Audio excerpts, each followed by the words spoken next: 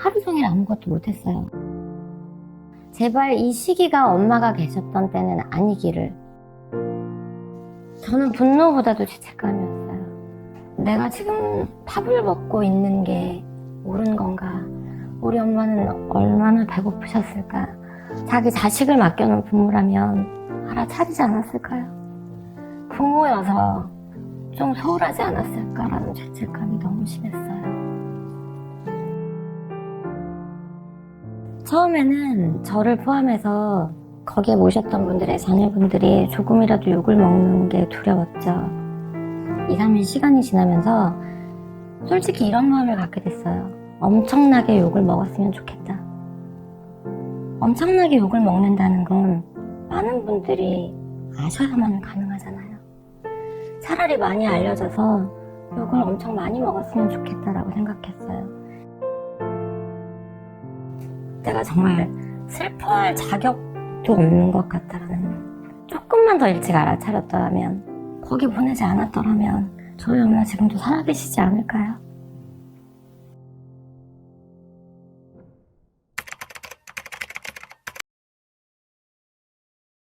그 전에 다른 요양원에서 나쁘지 않았어요. 조금만 편찮으시면 직접 병원도 모시고 가주시고, 약도 타러 같이 가주시고 동행해서 항상 언제든지 가면 방에 바로 가서 엄마를 만나뵐 수도 있었고, 그래도 모든 요양원이 그런 정도의 시스템은 될 것이다라고 생각을 했는데, 다만 건물에 있다 보니 주변에 좀 산책로도 있었으면 좋겠고 공기도 좋았으면 좋겠고, 이런 욕심이었던 거죠.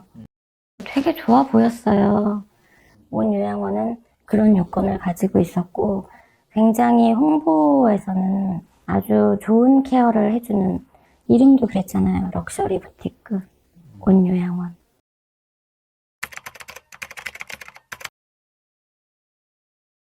처음에 계약 당시에만 방을 보여줬고요. 근데 엄마 방은 전망도 좋았어요. 창문에서 바라봤을 때 나무도 보이고. 그때 딱 한 번 본 이후로는 무조건 올 때는 연락을 하고 오셔라. 반드시 예약을 하고 면회를 해달라는 요구를 받았죠. 이모나 삼촌 중에는 갑자기 올라가시게 됐던 것 같아요. 어쩔 수 없이. 그러니까 예약을 안 하고 가신 거예요. 근데 그때 이모나 삼촌들 말은 친구도 너무 더러웠고 옷도 좀 갈아입혀주지 왜 이렇게 깨끗하지 않나라는 생각을 하셨다고 하더라고요. 최근에 들은 얘기예요. 그 당시에는 자식들이 가슴 아파할까봐 얘기를 못 하신 것 같아요. 밴드는 매일 들어가서 봤죠.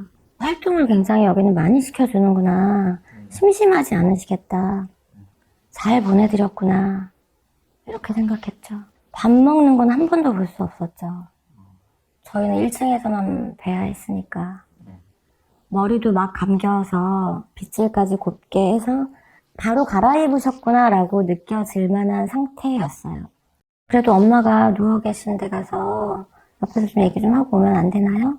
그러면 정말 거절할 수 없는 멘트를 하셨어요. 면회 안 오시는 가족분들도 많으세요. 그분들이 얼마나 참담하시겠어요.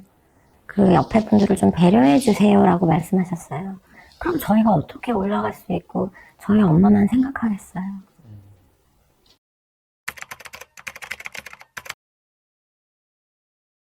(1월에) 갑자기 위독하시다. 응급실 모시고 가셔라. 12월 달에 병원에 입원을 하셨었어요. 기력이 없고 뭐 이런 거였지 뭐 크게 입원을 하시긴 하셨지만 혈당 조절을 하고 이런 취지로 입원을 부탁드렸던 거예요. 그래서 약을 다 처방을 받아서 12월 달에 제가 돌려보냈고, 그러니까 많이 좋아져서 가셨던 거죠. 며칠 못 계시고 다시 오신 거예요. 응급실로. 그 사이에 그렇게까지 악화가 됐다는 게 저는 믿을 수가 없었죠. 응급실에서는 엄마가 의식이 없으셨고 감염 수치가 심각했고요. 식도에 곰팡이균도 있으셨다고 하더라고요. 옷도 더러웠어요. 뭐라고 표현해야 될까요? 우리 엄마라고? 정말 엄마 같지가 않았어요. 적어도 사람이 이 정도 상태가 될 때는 하루만으로 그럴 수는 없었을 것 같아요. 어디가 마비가 온 것도 아니고. 그냥 조금만 일찍 자식한테 부모님을 보내주시지. 조금만 덜 아프셨을 때. 알려주셨더라면.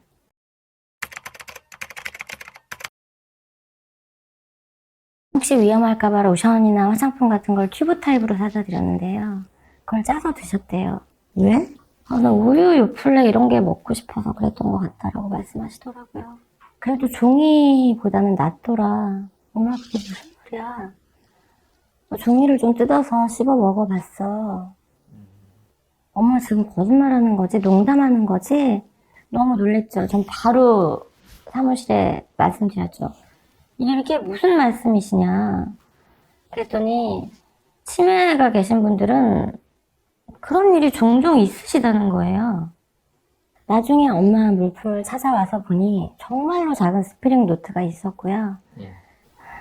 그걸 보고 엄청 너무 많이 울었어요. 왜냐면 배고파서 나 이런 거 좀 먹어봤어 라고 했을 때 그 엄마의 작은 몸짓 아우성을 왜 알아차리지 못했을까. 정말 그걸 100% 진실로 그 당시엔 아니 1%도 믿지 않았던 것 같아요. 엄마는 항상 잘 지낸다고 하셨으니까요. 면회도 자주 오지 말라고 하셨어요. 너희들 사는 거 바쁜데 엄마가 짐이 되지 않고 싶다는 말을 입에 달고 사셨어요.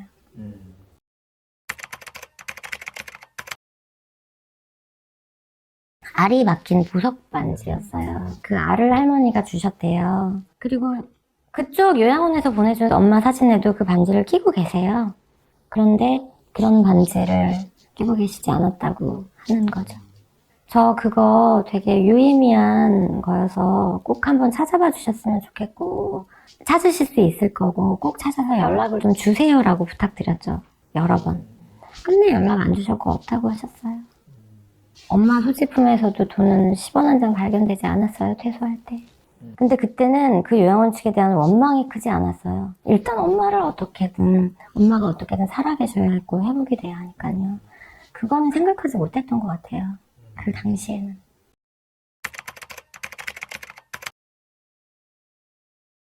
요양원에 모실 생각은 한 번도 해본 적이 없었고요. 그런데 엄마가 인공관절 수술을 하고 집에 퇴원을 하신 다음에 넘어지신 거예요. 그때 허리 골절이 왔었어요. 근데 그때 수술을 하고 오빠가 저한테 그러더라고요. 더 이상 네가 붙잡고 있는 건 욕심이다. 이런 위급 상황일 때 엄마가 집에 혼자 계시니까요. 그리고 엄마도 내가 또 다쳐서 너를 병원에 왔다 갔다 하게 만들고 이런 게 나 싫어. 나 요양원 보내줘. 그러면 밥도 다 해주고 거기서 다 케어해주는데 나 너무 편하고 좋을 것 같아. 나 꼭 가고 싶어 라고 하셨어요. 오죽하면 그런데 부모님을 모시겠어요. 아이를 낳으면 육아휴직이라는 거라도 주지만 부모님이 치매가 걸렸다고 해서 일을 쉬고 보조를 받을 수 있는 시스템은 없거든요. 다 가슴 아프게 거기다 부모님은. 거기 계신 분들 다 같은 심정이셨을 거예요.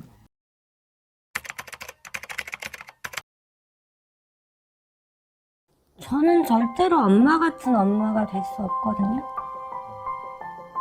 아무리 자식이어도 자식을 위해서 저렇게까지 할 수는 없을 것 같아요.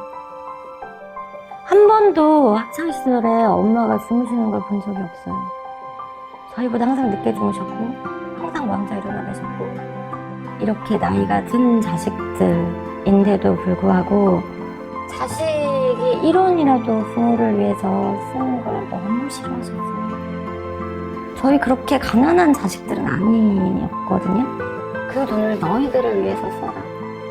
절대로 니네한테 짐이 되고 싶지 않다.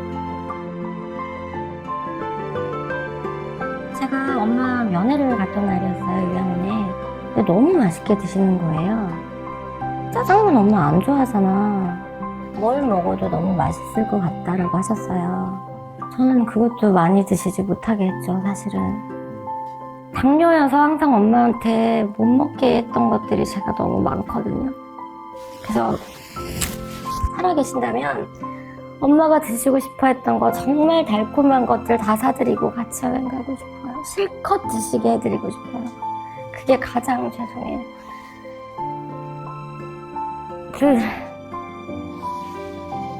저는 사고라는 게 있다면 엄마를 못 만나 뵐 것 같아요. 멍들 속에서 제가 나중에 죽어서 엄마를 뵐 수 있다면 만났으면 좋겠어요.